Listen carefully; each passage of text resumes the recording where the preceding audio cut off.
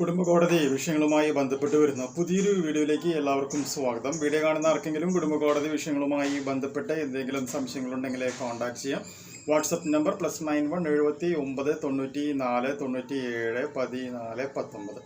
ഒരു വട്ടം വിളിക്കുവാനുള്ള consultation fees 500 രൂപ ഗൂഗിൾ പേ ചെയ്യുക. കഴിഞ്ഞ വീഡിയോയിൽ നമ്മൾ ക്രിപ്റ്റിക് ഓർഡർ എന്ന് പറയുന്ന ഒരു സംഭവം നമ്മൾ വീഡിയോ ആയിട്ട് ചെയ്തിട്ടുണ്ടായിരുന്നു. അപ്പോൾ ക്രിപ്റ്റിക് ഓർഡർ എന്ന് പറയുകയാണെങ്കിൽ എന്താണ്, മേൽക്കോടതികളുടെ അല്ലെങ്കിൽ സുപ്രീം കോടതി പോലെയുള്ളവരുടെ ഗൈഡ് ലൈൻസുകൾ, നിയമങ്ങൾ, അതുപോലെ തന്നെ കേസ് ലോസ് ഇതൊന്നും പാലിക്കാതെ ഒരു ഓർഡർ പുറപ്പെടുപ്പിക്കുകയാണ് എന്നുണ്ടെങ്കിൽ അത്തരത്തിലുള്ള ഓർഡേഴ്സിനെയാണ് നമ്മൾ ക്രിപ്റ്റിക് ഓർഡർ എന്ന പേരിൽ റെപ്രസെൻറ്റ് ചെയ്യുന്നത്.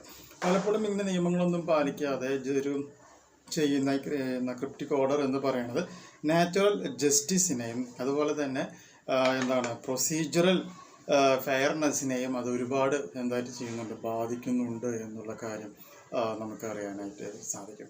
അപ്പോൾ അങ്ങനെയുള്ളൊരു സിറ്റുവേഷനിൽ ഇതൊരു ക്രിപ്റ്റിക് ഓർഡർ ആണ് എന്ന് ഒരു കക്ഷിക്ക് മനസ്സിലായി കഴിഞ്ഞാൽ ആ ക്രിപ്റ്റിക് ഓർഡറിനെ നമുക്ക് ഏതെങ്കിലും രീതിയിൽ മേൽക്കോടതിയിലേക്ക് പോയി കഴിഞ്ഞാൽ അപ്പീലായിട്ടോ അല്ലെങ്കിൽ അതുപോലെ തന്നെ റിവിഷനായിട്ടോ പോകാനായിട്ട് സാധിക്കുമോ എന്നുള്ളതാണ് ചോദ്യം.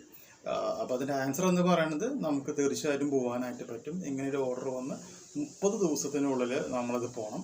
പോകേണ്ടത് ഫാമിലി കോർട്ട് ആക്ട് സെക്ഷൻ 19 പ്രകാരമാണ് നമ്മൾ പോകേണ്ടത് എന്നുള്ളൊരു പോയിന്റും കൂടി ഓർത്തിരിക്കുക. അതായത് A cryptic order from A family court is A non speaking brief decision lacking detailed reasoning and which the Supreme Court and High Court deem unsustainable as it violates natural justice and procedural fairness.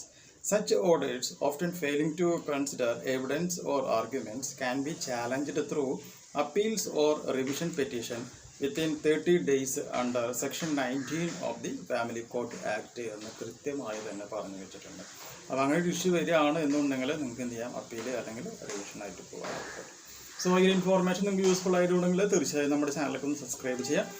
തൊട്ടടുത്ത് കാണുന്ന ആ bell button ഒന്ന് enable ചെയ്യുക. പുതിയൊരു video ആയിട്ട് വീണ്ടും കാണാം. By.